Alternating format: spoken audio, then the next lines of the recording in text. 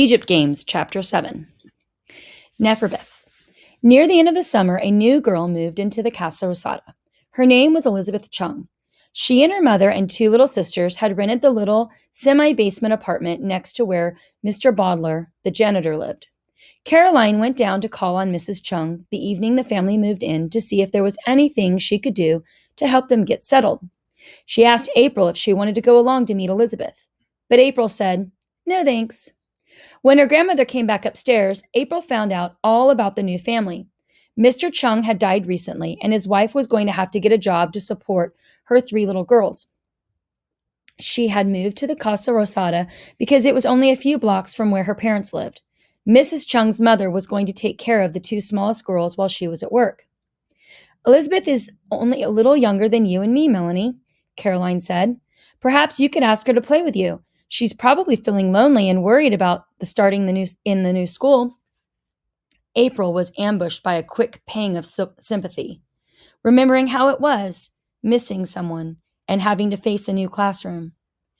But she pulled herself together and shook it off. It occurred to her that Caroline ought to know that you didn't pick your friends just because they were handy, or even lonely. You picked them because you thought alike and were interested in the same things, the way she and Melanie were. "How old is she?" she asked, letting her eyes go narrow. "I think her mother said she was 9, Caroline said. 9, said April with a cool smile. "That's a lot younger than 11. "Well, of course, it will have to be up to you and Melanie to decide," Caroline said calmly. But as she turned to leave the room, April was sure that she had heard a rather exasperated sigh. April tried to feel pleased about the sigh, but something prickled uncomfortably. She decided she didn't want to think about it. She called to Caroline that she was going down to talk to Melanie. Melanie would understand how impossible it would be to invite someone else to be a part of anything so private and secret as the Egypt game. Mr. Ross called. "Come in," when April knocked. He was sitting on the couch surrounded by books and papers. He was studying to be a college teacher, and he always had a lot of work to do in the evenings. He was a big man with dark brown skin and a teasing smile. He was always kidding April about her name. When April opened the door, he said, "Just as I thought, it's springtime. Melanie, the coolest month is here." Mr. Ross was going to teach things like poetry and literature, and he always was making jokes. They weren't very funny, unless you knew what he was talking about. That cruelest month business, for instance, was something he was always kidding April about. It didn't make any sense to April until Melanie found out about it and explained it. It seemed it came from a big, long poem that started out about how April was the cruelest month. April still didn't think it was a riot, but she guessed it was okay for that kind of joke. As soon as the girls were alone in Melanie's room, April brought up the subject of Elizabeth. Sure enough, Melanie's mother had been after her too, to make the new girl feel at home. "I don't know what they think we can do," April said. "We can't let her in on the Egypt game. She'd be sure to think about it and ruin everything."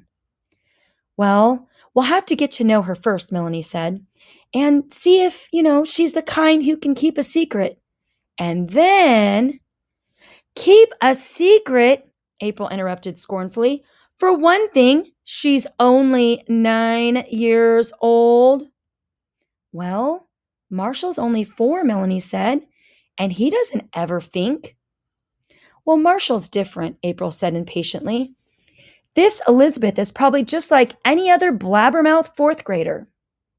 Alarmed at what seemed to be her rather wishy-washy attitude on Melanie's part, April didn't go home until she felt sure that they had reached a firm decision. No matter what, no new girl was going to be let in on the Egypt game. If they asked Elizabeth to walk to school with them and maybe talk to her at recess for a while, until she got around to making 4th grade friends, that should be enough. The next morning, April and Melanie went dutifully down to the little girl's dark basement hallway and knocked on the door of the Chung's apartment. Almost immediately, the door across the hall opened, and Mr. Bodler, the janitor, looked out. "Oh, hello there, young ladies," he said. "Thought I heard someone knocking on my door." "Hello, Mr. Bottler," Melanie said. "We've come to get the new girl and take her to school with us." "Well, now, isn't that nice? I think that's right nice of you, young ladies." April and Melanie turned back to the Chung's door, but Mr. Bottler was standing behind them. They exchanged sideways, wouldn't you know it, glances. Mr. Bottler was a fattish old man with faded blonde hair who was always noisily cheerful at children. The situation was already uncomfortable, and Mr. Bottler, who was naturally an uncomfortable person to be around, wasn't making it any better. The door of the Chung's apartment was finally opened by the very small Asian girl. "Hi," April said. "Is this your big sister ready for school? We've come to take her." The girl smiled shyly. "I'm Elizabeth," she said. On the way to school, Elizabeth walked between April and Melanie. She really was amazingly tiny for a fourth grader. Her thick black hair was pulled back carefully and a curly ponytail that bounced when she walked. And there was something about the carved perfection of her face that made her smile seem like magic. An enchanted ivory princess, warming suddenly to life. She was shy, but not in the stiff, embarrassing way that makes other people feel embarrassed, too. It was a gentle, friendly shyness that made other people feel important, sort of in charge of things. April had been afraid. Well, looking at Elizabeth's upturned face and pretty tilted eyes, with wide wonder at almost anything you told her, it was hard to remember just what she'd been afraid of. She almost wished she hadn't been so convincing when she talked to Melanie the night before about how they didn't want anybody else butting into their friendship.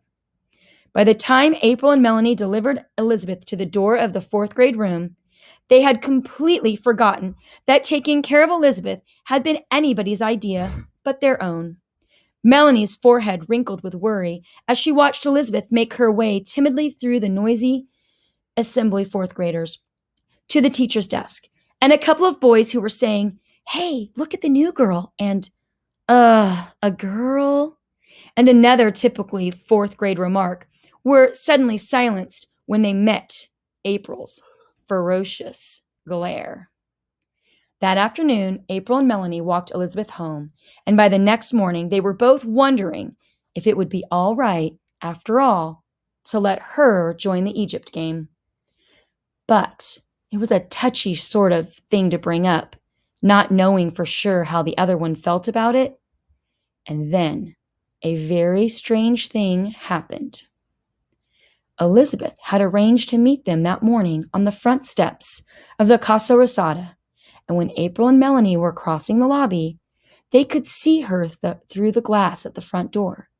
She was sitting on the railing and looking off up Orchard Avenue, so her profile was toward them.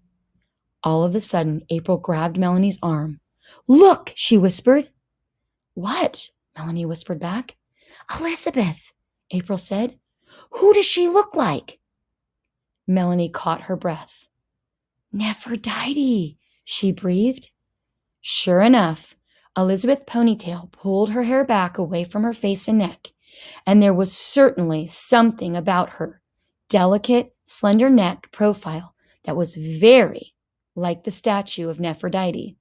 Of course, Elizabeth's nose was a tiny bit shorter and maybe her chin a little rounder, but the resemblance was there just the same. She saw them and bounced through the door to meet them before anything more could be said, but it wasn't really necessary. April and Melanie just looked at each other and nodded, and on their way to school, they started telling Elizabeth all about the Egypt game.